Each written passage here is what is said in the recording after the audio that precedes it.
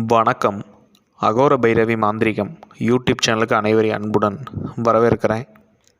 இன்றைக்கி நம்ம வீடியோ தொகுப்புக்குள்ளே என்ன பார்க்க போகிறோம் அப்படின்னா, ஒரு ஆண் பெண் வசிய முறையை தான் பார்க்க போகிறோம். இந்த வசிய முறையை யாரெல்லாம் பண்ணலாம் அப்படின்னா, விட்டுட்டு போன காதலன் காதலி நீண்ட நாட்களாக பேசிகிட்டு இருப்பாங்க, திடீர்னு ஏதாவது ஒரு சண்டை சச்சரவில் விட்டுட்டு போயிருப்பாங்க. அவங்க இந்த முறையை தாராளமாக பண்ணலாம். இதற்கு என்னென்ன தேவை அப்படின்னா, கருமஞ்சள். சரிங்களா, நாட்டுப்புற கடையில் கருமஞ்சள் கேளுங்க. சரிங்களா, கருமஞ்சள் வாங்கிக்கோங்க. அதோட நீங்கள் என்ன பண்ணணும் அப்படின்னா, சந்தனம் வாங்கிக்கோங்க. வாங்கிட்டு நீங்கள் என்ன பண்ணணும் அப்படின்னா, இந்த எந்திரத்தை ஒரு கருப்பு கலர் துணியில் நீங்கள் எழுதலாம். கருப்பு கலர் துணியில் நீங்கள் எழுதிட்டு ஸ்க்ரீனில் கொடுக்குற மோகினியோட மந்திரத்தை ஒரு 10,008 உரு கொடுங்க. சரிங்களா, இது நீங்கள் எப்போ கொடுக்கலாம் அப்படின்னா, பௌர்ணமி நாளை தேர்ந்தெடுத்துக்கோங்க. அதுவும் இரவு வேளையில் நீங்கள் இந்த பூஜையை பண்ணுங்கள்.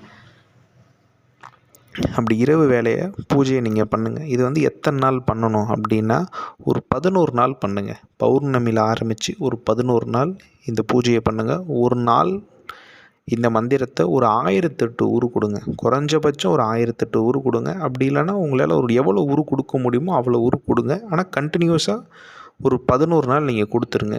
சரிங்களா, ஒரு விதிமுறைகள் இருக்குது. ஆண்கள் பண்ணுற மாதிரி இருந்துச்சுன்னா, இந்த பூஜை முறையை நீங்கள் எக்காரணத்தை கொண்டும் சுத்தம் இல்லாமல் பண்ணிடாதீங்க. சரிங்களா, அப்படி சுத்தம் இல்லாமல் பண்ணும்போது உங்களுக்கு நீங்கள் பண்ணக்கூடிய வசிய பூஜை எதிர்மறையாக உங்களுக்கு வேலை செய்யும். சரிங்களா, அதே மாதிரி பெண்களும் தீட்டு காலங்களில் எக்காரணத்தை கொண்டு இந்த பூஜையை பண்ணிடாதீங்க. நீங்கள் 11 நாள் அப்படி பண்ணிவிட்டு அதுக்கப்புறம் என்ன பண்ணணும் அப்படின்னா, ஒரு எலுமிச்சங்கனி வாங்கிக்கோங்க. சரிங்களா, எலுமிச்சங்கனி வாங்கிட்டு அதில் உங்களோட உதிரத்தால் உங்கள் பேர் எழுதுங்க. நீங்கள் யாரை வசியம் பண்ண போகிறீங்களோ அவங்களோட பெயரை தலைகீழாக எழுதுங்க. சரிங்களா, உங்களோட பெயரை உங்கள் உதிரத்தால் எழுதுங்க. நீங்கள் எந்த பெண்ணோ ஆணோ வசியம் பண்ண போகிறீங்களோ அவங்களோட பெயரை தலைகீழாக எழுதுங்க. அப்படி எழுதிட்டு நீங்கள் அந்த எந்திரம் வரைஞ்சிருப்பீங்க இல்லையா, இந்த க்ளீமுங்கிற அந்த மையப்பகுதியில் அந்த எலுமிச்சங்கனியை வச்சு கருப்பு கலர் துணியில் நல்லா இறுக்கி கட்டிடுங்க. சரிங்களா, இறுக்கி கட்டினதுக்கப்புறம் மயானத்துக்கு போங்க. மயானத்துக்கு போயிட்டு நீங்கள் யாரை வசியம் பண்ணணும்னு நினைக்கிறீங்களோ அவங்கள மாதிரி ஒரு பாவை செய்யுங்க. சரிங்களா, இந்த பாவை எப்படி செய்யணும் அப்படின்னா, பச்சரிசி மாவுலேயே நீங்கள் பாவை பிடிக்கலாம். சரிங்களா, பச்சரிசி மாவில் நீங்கள் பாவை பிடிங்க.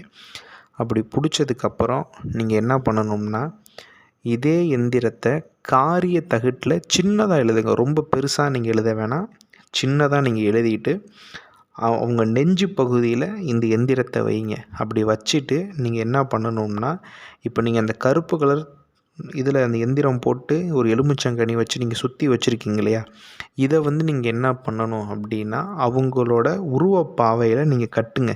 சரிங்களா, இது எங்கே கட்டலாம் அப்படின்னா, இடுப்பு பகுதியில் நீங்கள் கட்டலாம். சரிங்களா, இப்படி இடுப்பு பகுதியில் கட்டிட்டு நீங்கள் என்ன பண்ணணும் அப்படின்னா, மயானத்தில் எரிமேடையில் நீங்கள் புதைங்க. சரிங்களா, எரிமேடையில் நீங்கள் புதைச்சிட்டு ஒரே ஒரு கருங்கோழி மட்டும் பலி கொடுத்துட்டு மயானத்தில் போட்டுட்டு திரும்பி பார்க்காம நீங்கள் வந்துடுங்க. சரிங்களா, எந்த வித படையல் எதுவும் தேவை கிடையாது. கடைசி நாள் 11ஆவது நாள் நீங்கள் என்ன பண்ணோம்னா, மயானத்துக்கு போயிட்டு இந்த முறையை மட்டும் நீங்கள் பண்ணி ஒரே ஒரு கோழியை மட்டும் நீங்கள் பலி கொடுத்துட்டு வாங்க. வசியங்கிறது அருமையாக விளையாடும். நீங்களே எதிர்பார்த்துருக்க மாட்டீங்க, என்னடா இந்த அளவுக்கு வசியங்கிறது வேலை செய்யுதுன்னா, அந்த அளவுக்கு ரொம்ப உச்சகட்டத்தில் அந்த வசியங்கிறது விளையாடும். இதை நல்ல தைரியமாக மயானத்துக்கெலாம் போயிட்டு பூஜை பண்ணுறவங்க தாராளமாக இந்த முறையை நீங்கள் சோதிச்சு பாருங்கள். எதுவும் தவறு கிடையாது.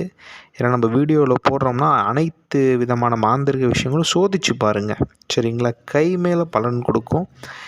இந்த முறையை நீங்கள் மித்த பேருக்கு பண்ணி கொடுக்க முடியாது. சரிங்களா, தனக்குத்தானே இந்த முறையை நீங்கள் பண்ணிக்கலாம். உங்களோட பர்சனல் யூஸுக்காக நீங்கள் தாராளமாக பண்ணுங்கள். அடுத்தவங்களுக்கு எதுவும் பண்ணி தராதீங்க. அதே மாதிரி இந்த பூஜை செய்யக்கூடிய காலகட்டத்தில் எக்காரணத்தை கொண்டும் இந்த தலைவாணியில் எதுவும் தூங்கிடாதீங்க. எந்த ஒரு சுபபோக வாழ்க்கையிலையும் இருக்காதீங்க. சரிங்களா? வெறுந்தலையில் தூங்குங்க. கடையில் எதுவும் உணவு சாப்பிடாதீங்க. நீங்களே சமைச்சு நீங்களே சாப்பிடுங்க. சரிங்களா? அப்படி நீங்கள் சாப்பிட்டுட்டு நான் சொல்கிற விதிமுறையை மட்டும் இந்த ஒரு 11 நாள் மட்டும் பிடிச்சிட்டு நீங்கள் பண்ணினீங்கன்னா, நீங்கள் விரும்பக்கூடிய நபர் வந்து ஒரு குறிப்பிட்ட ஒரு 10 நாள் 5 நாளுக்குள்ளேயே நீங்கள் தான் கதி, நீங்கள் தான் வாழ்க்கைன்ட்டு உங்கள் பின்னாடியே வருவாங்க. சரிங்களா? இது ஏன்னா அந்த அளவுக்கு இந்த வசியங்கிறது நல்லா தரமாக விளையாடும். இதை வந்து அடுத்தவனோட கணவன் மனைவி மீது மட்டும் பயன்படுத்திடாதீங்க. கர்மாவை அதிகமாக சம்பாதிக்கிற மாதிரி ஆயிரும். சரிங்களா? இந்த மாதிரி மாந்திரிக ஆன்மீக விஷயங்கள் தெரிஞ்சுக்கொள்ள நம்ம அகோர பைரவி மாந்திரிகம் யூடியூப் சேனலை சப்ஸ்கிரைப் பண்ணுங்கள். இந்த வீடியோ ஒரு 4 பேருக்காச்சும் ஷேர் பண்ணுங்கள். யாருக்காச்சும் கண்டிப்பாக ஒரு உதவியாக இருக்கும். மீண்டும் அடுத்த காணொலியில் சந்திக்கிறேன். நன்றி, வணக்கம்.